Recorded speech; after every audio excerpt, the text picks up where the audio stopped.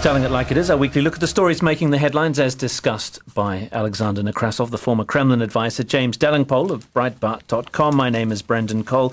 Alexander, the phone hacking trial seems to have come to a conclusion.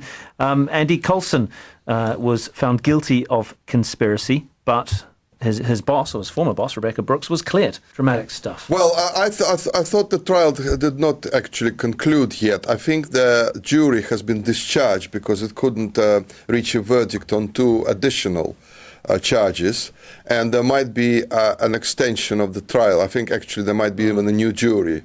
It will be decided next week. So, in a sense, it's not yet over, but the big news, of course, is Andy Coulson facing a prison sentence, and the big news is how it reflected on Cameron. And Cameron must be thanking his lucky stars that Luis Suarez beat some footballer, or allegedly beat some football, as you like to call it, and all the Twitterati are discussing that. I mean, that's the number one news. David Cameron and Andy Coulson are not the biggest news in the world at the moment. It's Luis Suarez, actually, and his habits on the field. But obviously, the discussions, the BBC are trying to enjoy this very much, covering it all the small bits and pieces about the trial and Andy Coulson and so on. And this is the same BBC that should be under the spotlight as well for its bias, for its refusal to upheld the charter, its own charter. But this is trying to just sort of blame everybody else, but not itself. And generally, the whole debate on the phone hacking is showing us that the British media has lost all sense of direction. It does not understand what it's doing. It's obsessed with celebrity culture, and unfortunately, it is going to continue that way. And this phone hacking debate is leading us absolutely nowhere. Okay, will this damage David Cameron, James?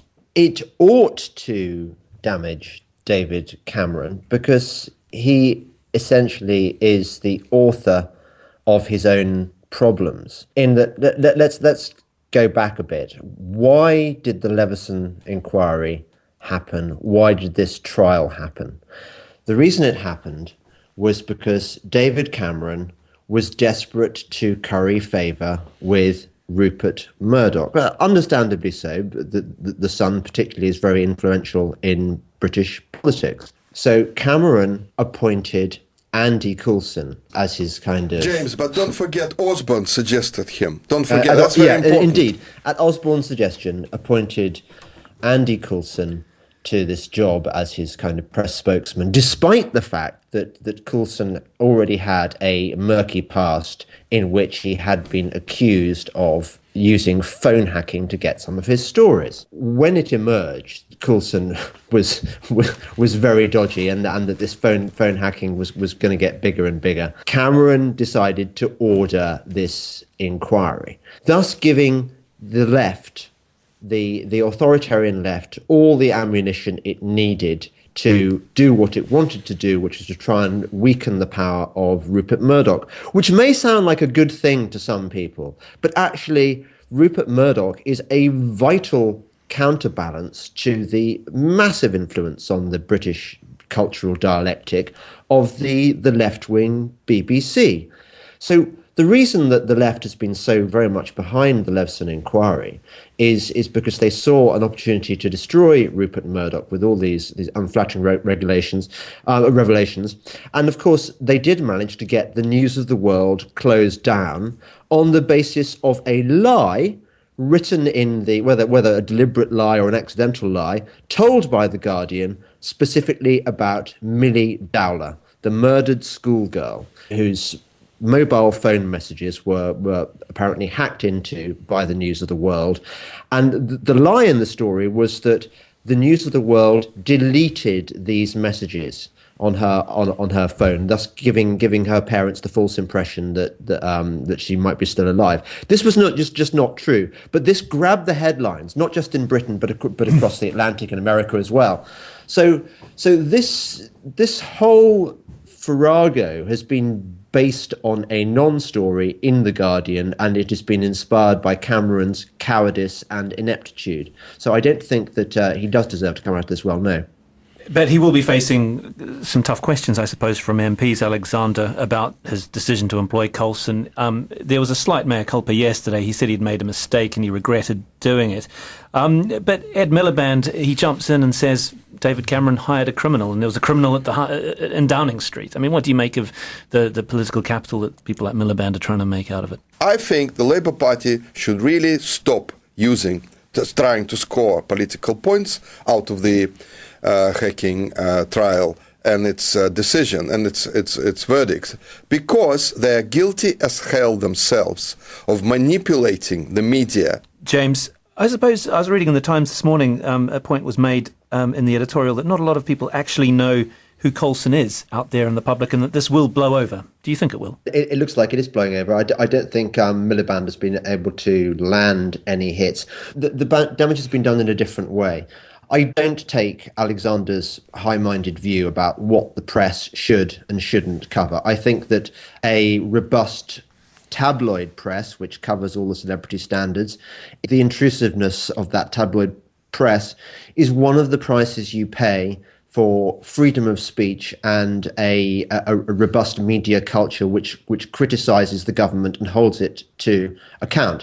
I agree that there have been many occasions in the last few years when the media hasn't held the government properly to account as it should.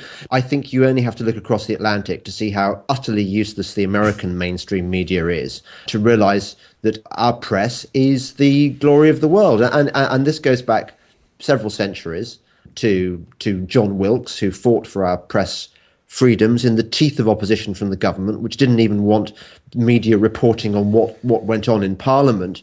My concern is that because of his moral cowardice, David Cameron has opened the door for press legislation in this country, which is going to shackle and muzzle our media, and that is not a good outcome.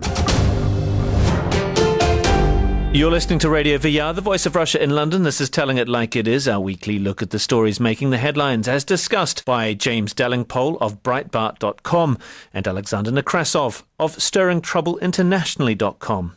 David Cameron also being criticised and discussed by in a secretly taped conversation between the Polish foreign minister and his finance minister. This is Radzislaw Sikorski. I think I've got the pronunciation right there. Had a go at Cameron, saying that, well, Mr. Cameron had effed up the fiscal pact already.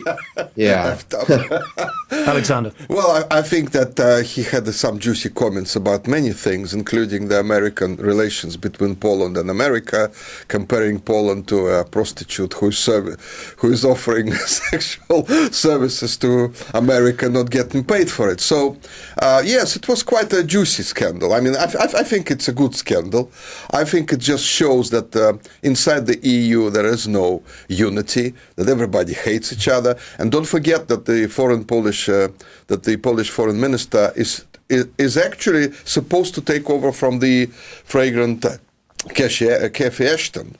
He is tipped to be one of the candidates. So if the European Union would have a guy like that, I mean, that would be quite an achievement in itself.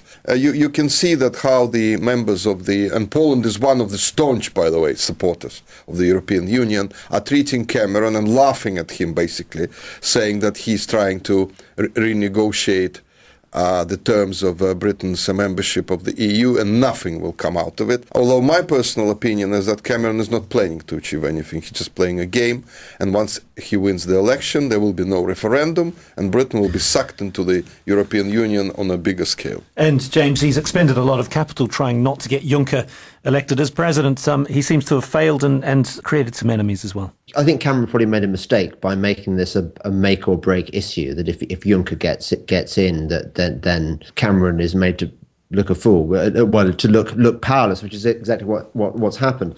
Radek Sikorski, by the way, was a friend of mine at Oxford at the same time as David Cameron and Boris Johnson. We were all members of the same club, the Gridiron Club, where we used to play poker. If you know Radek's politics, you will realise that instinctively he is the very last man to approve of the European Union. He's really quite soundly right-wing, Radek, but he's obviously taken a very cynical calculation. If he does get a job as an EU commissioner or anything like that, then obviously That's a very cynical thing to do, but it'll give him a nice salary and I suppose lots of influence. Things have come to a pretty pass, isn't it? Haven't they? When Poland decides, where a right-wing Polish minister decides against his better judgment that the EU represents the safest, best bet for Poland, I find that rather frightening. The mess in Iraq seems to be worsening, and the Iraqi Prime Minister Nouri Maliki has rejected calls for a unity government, Alexander. Well, it's pretty rich of the Americans to suddenly say to the Iraqi government, you have to include others as well, you have to make concessions. But most Iraqis would accept that as well. There's a war going on. There's an army of jihadists moving towards Baghdad. And strangely enough, we are learning that the Americans have not supplied the Iraqi army with any of the equipment they promised, although it was already paid for. Now, I find this astonishing that the Americans have not yet delivered, the equipment and weapons. The Air Force, the Iraqi Air Force, consists of 2 planes with no ammunition. This is preposterous. So we have a situation when John Kerry has visited Iraq and has been lecturing everyone and saying how it should be done, when there's a total mess there, when Iran has sent its national guards to train the Iraqi soldiers, and when we are hearing that Iraqi government is saying, if we're not getting these supplies and weapons from America, we're going to turn to Iran for these weapons. This is absolutely extraordinary, what we're witnessing there as a result of the invasion. That is, they're still trying to sort of not concede that this is the real reason. It's one of the reasons. But that's the main reason which blew the whole delicate, balance apart. I think America is proving to everyone now that it's incapable of providing any security. It is incapable of formulating its foreign policy. I think it's time for somebody else to move in. So, James, the end of the Sykes-Picot Agreement, do you think Iraq is splintering into different countries? And I'm not sure whether America or anywhere else in the West is really in a position to start dictating terms and start deciding what the composition of the new look Iraq should be. They tried to impose the coalition of the willing tried to impose its version of what it wanted. It badly mishandled the aftermath of the war under Paul Bremer, disbanding the Ba'ath Party and disbanding the Iraqi army, with consequences we're seeing today. It's interesting, isn't it, that the two saviors of our sort of position in this affair are, one, the Iranians who are providing their Quds elite special forces to fight off the Sunnis, and the Kurds, to whom we've given very little support in their ambitions to form a separate nation of Kurdistan. But it seems that we de facto is what we now have. And a significant British involvement, Alexander. British Muslims who have been radicalised.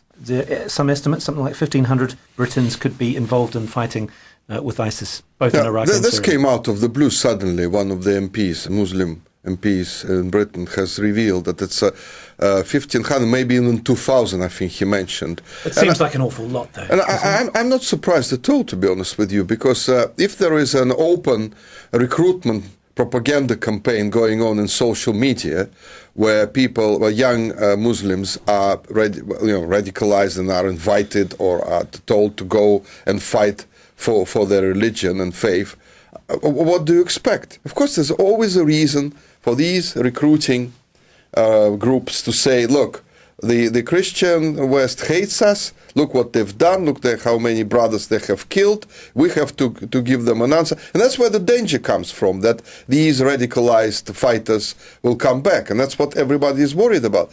That is what many politicians have been talking about in the past, warning about this backlash that will happen. Now it's happening. Well, you put yourself into the position of a young, hot-headed Muslim, perhaps with British Muslim, perhaps with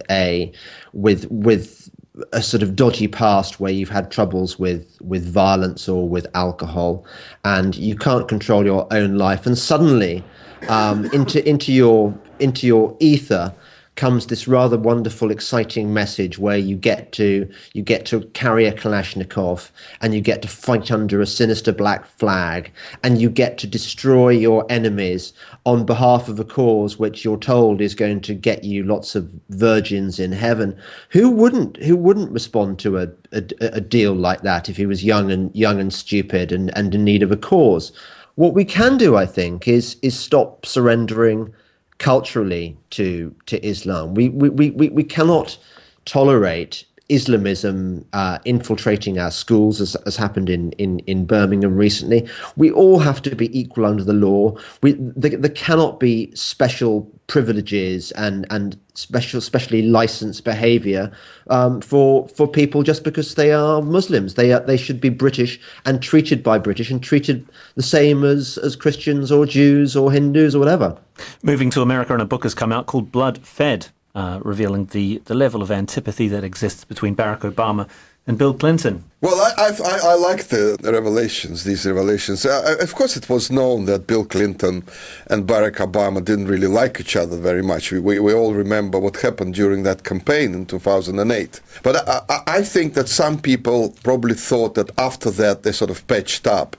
And now that Hillary Clinton is toying with the idea of running for president in 2016, we even heard that Barack Obama was supposedly going to endorse her and so on. And suddenly we find out that no, he's not really planning to endorse her. And he actually said to Bill Clinton, and why not Michelle Obama? She might be even a better president than Hillary Obama. And Bill Clinton going absolutely berserk, having heard that, because he's already expecting that to happen. And of course, the beautiful quote that Bill Clinton said, that he hates Obama more than any other person in the world. Now, that's a serious sort of revelation from that book. I think it just basically shows the nature of the Democratic Party. The personal interest, personal gain is much, much more important to everyone than the future of the country or the benefits that their position brings to the nation. I think this infighting obviously goes everywhere, but I think in America, between Obama and Clinton, this is a personal vendetta as well, a feud, as the book implies. You can certainly see why Clinton, as a liberal, would feel particularly miffed at being accused of being a racist by Obama. That's beautiful, wasn't it, James? That was, I thought, the beautiful bit. If there's one thing that liberals absolutely pride themselves on is that they are not racist. Racism is what conservatives do, and they're constantly using the R word to shut down the argument whenever a conservative says anything they remotely disagree with. I've just been reading Hillary Clinton's incredibly dull. You have not. Come on, James. I've started it. Unbelievable. I haven't finished it yet. The only interesting thing about the book is reading between the lines, because even though it is really quite stultifyingly dull and takes care not to say anything too contentious, there are occasional moments, and there's a moment at the beginning where she says about the aftermath of the vicious campaign that she fought with Barack Obama for the Democrat nomination. She describes how when it was all over, they kind of kissed and made up, and that she forgave Obama for playing the race card against her. And there's a wonderfully catty line where she implies that the reason that Obama said those things were for cultural reasons. And I think what she's saying is that he's a black man. What do you expect him to do? She puts it in a very delicate way, but I think that is the subtext, and it's a gloriously catty moment. Speaking of heads of state, the Queen has visited the set in Belfast. Nice segue there, mate. Absolutely seamless. Where the TV series Game of Thrones is being filmed. That's for you, James. Game of Thrones! Oh! Yeah, so Her Madge met the members of this cast, Maisie Williams, Kit Harington, Lena Headey. Sounds like she's got some good taste, James. This is the first time that I've been seriously jealous of the Queen. I would love to go and meet the cast of my favourite TV series.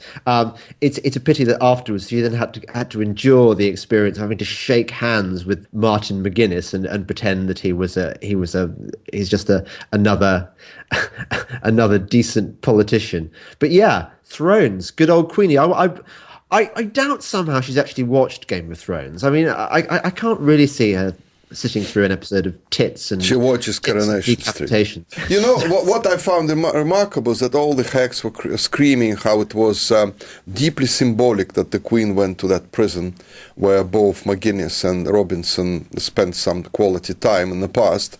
And what symbolism? I don't understand this. I don't understand why the poor Queen has to do this, because most people have already realized that there is a conspiracy to basically include the Northern Ireland into the Irish Republic. It has been already agreed with the American Irish lobby. So why pretend all of that is happening, that there's peace there, that the both communities have forgiven and forgotten? They have not. The tensions are running very high. From the Emerald Isle to an emerald-themed organisation, namely Greenpeace. James Pascal Husting apparently commutes between Amsterdam and Luxembourg. He's a director, I understand, of Greenpeace. What do you make of all this furore? Well, it's been a very happy week for those of us who can't stand Greenpeace. So you've had this revelation that one of their senior directors commutes by aeroplane from his home in Luxembourg to Amsterdam, or is it the other way around? Anyway, it doesn't matter. The point is that he's racking up these air miles and getting a carbon footprint possibly almost as big as Al Gore's. These guys are constantly lecturing us on the perils of air travel. There was a story earlier on in the week where apparently, as a result of some unfortunate currency speculation, the Greenpeace has lost about 3 million. Their accounts have been audited and have been found to be in tremendous disarray. Now, all this is a bit troubling when you know how much influence Greenpeace have on the international stage. And they are granted seats at the top table in the United Nations, in the EU, at local government, at national government levels.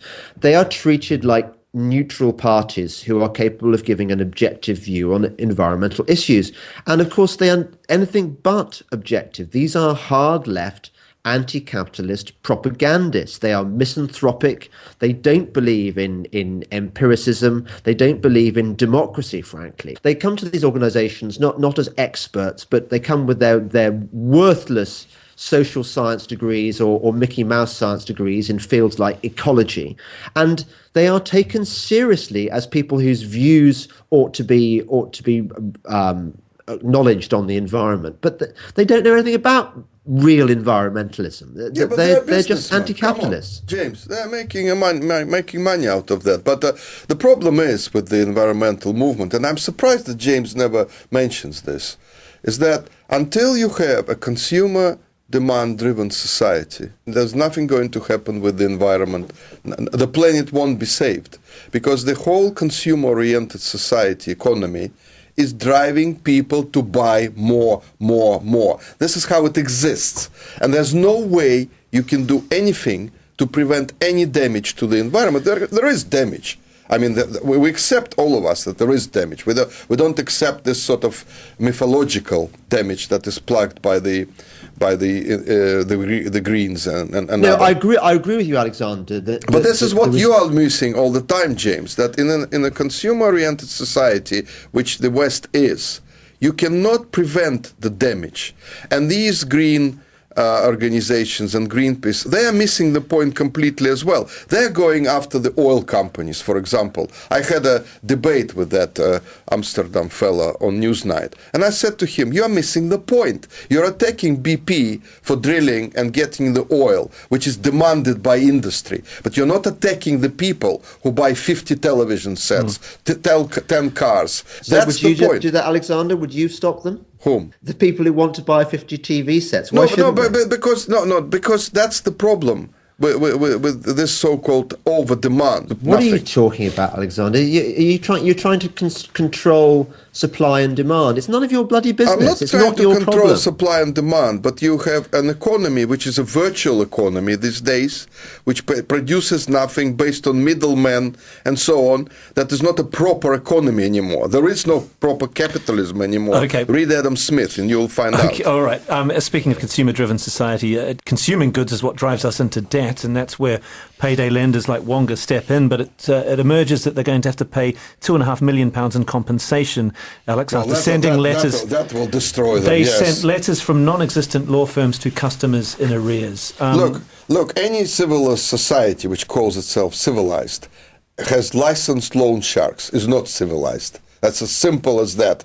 So loan sharks should be banned, not fined. I think the rates charged by these loan sharks are actually not significantly different for the ones if you borrow from the banks. I mean, they too have iniquitous AERs. So that's bad as well, James. It doesn't change anything. You can't have an economy based on absolutely outrageous, extortionate interest rates. This is not proper economy. Again, we're coming to the same point. What it suggests to me, Alexander, is that there is a massive mismatch between these artificially low interest rates being created by people like Carney and the US Treasury.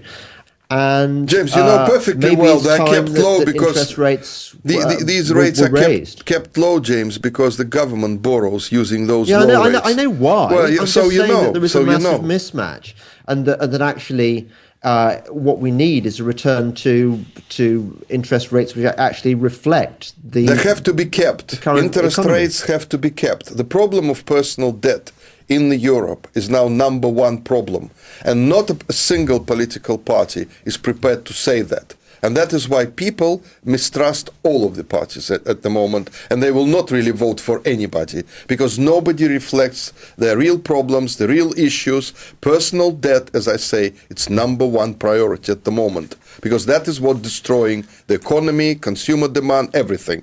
It is undermining the whole European way of life. And nobody pays any attention to that. Just finally, you mentioned him in your first answer. Luis Suarez knocked David Cameron off the front pages of the newspapers this morning. Alexander biting an Italian defender. Do you think he should be banned? Well, first of all, I watched that incident, and I don't really understand what happened there. Although, of course, we have all those pundits now, football saying that he needs help. Football commentators attacking him, especially the English ones, because obviously they don't want to talk about the real issues confronting England and its manager refusing to leave. I think it's pretty rich of FIFA and others to bang about Luis Suarez and how he undermined international football and other football when professional football is rotten to the core. That's what we need to look at. And matches are being thrown and so on. But we're talking about Suarez and how he beat somebody on the field. James, where do you stand on the Suarez controversy? Well, much as you love football, I know. These people are animals, aren't they? I mean, that's the thing. When you think about it, they from a very early age, they've been talent spotted by their local club. They've never had a normal life. They've always been in the spotlight. They've always been worshipped. They've always had women queuing up to be kebabbed by them, or whatever it is that footballers get up to. They've been paid obscene wages. Well, it's like bankers in a sense. It's the same. Traders, brokers. It's no wonder that they come over like King Joffrey in Game of Thrones when they've been sport throughout their lives. They don't know how to behave. These people are very, very rich yobs. And I have to say, looking at Suarez, the thing you notice about him are his teeth. I hadn't realised that he had a kind of attack dog past. He's got form, hasn't he, for biting people. People are using this word allegedly. I think the bite marks on that Italian footballer are fairly clear. And I think the question that we need to ask ourselves is should football matches be won on actual skills and obeying the rules, or should they be won on diving and biting? It seems that we've gone down the latter route. That's all we've got time for. Telling it like it is, our weekly look at the stories making the headlines. James Delingpole there from Breitbart.com. Alexander Nekrassov, the former Kremlin advisor. My name is Brendan Cole. This is the Voice of Russia in London.